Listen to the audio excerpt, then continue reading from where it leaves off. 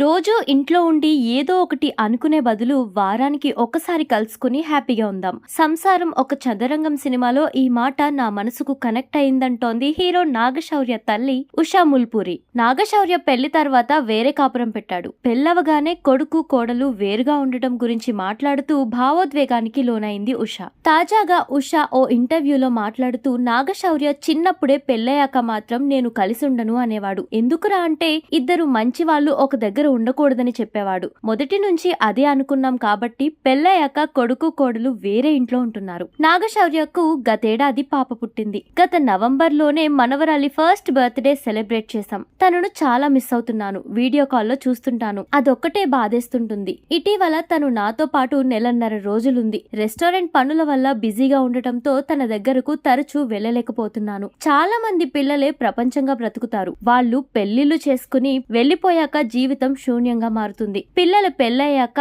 మనమెలా ఉండాలనేది కూడా యూట్యూబ్ లో చూసి నేర్చుకున్నాను. ఎక్కువ మాట్లాడకూడదు. ఎవరికి ఏ సలహా ఇవ్వకూడదు. వాళ్ళేం చెప్పినా మనం ఓకే చెప్పాలి. ఇవన్నీ తెలుసుకుని అలవాటు చేసుకున్నాను. అలాగే మనం వద్దని చెప్పినంత మాత్రాన పిల్లలు వాళ్ళు చేసే పనులు ఆపేయరు. కాబట్టి మనం సరేనని తలూపితే మన గౌరవం నిలబడుతుంది. నేను అదే పాటిస్తున్నాను. శౌర్య ఎప్పుడూ కూడా తన మనసులో మాట చెప్పడు. చిన్నప్పటి నుంచి వాడు అలాగే ఉన్నాడు. సంతోషంగా ఉన్నప్పుడు ఏది చెప్పకపోయినా పర్లేదు, కానీ ఏదైనా సమస్య వచ్చినప్పుడు చెప్పాలి. అప్పుడే కదా మనం ఏదో ఒకటి చేయగలుగుతాం. నా పెద్దబ్బాయి చిన్న విషయమైనా నాతో పంచుకుంటాడు. అందుకనే నాకు శౌర్య కంటే పెద్ద కుమారుడే నచ్చుతాడు. చిన్నప్పుడు ఇద్దరికి ఆస్తమా ఉండేది. ఆ కారణంగా ఎక్కువగా స్కూల్ కు వెళ్లేవారు కాదు. ఇంట్లోనే చదివించేదాన్ని. రోజంతా వారితోనే ఉండేదాన్ని. అలాంటిది పిల్లల పెళ్ళయ్యాక ఇల్లంతా బోసిపోయినట్లు అనిపించింది. ఇలాంటి రోజొకటి వస్తుందని తెలుసు. దాని నుంచి బయటపడటానికి కొంత సమయం పట్టింది అని ఉషా చెప్పుకొచ్చింది.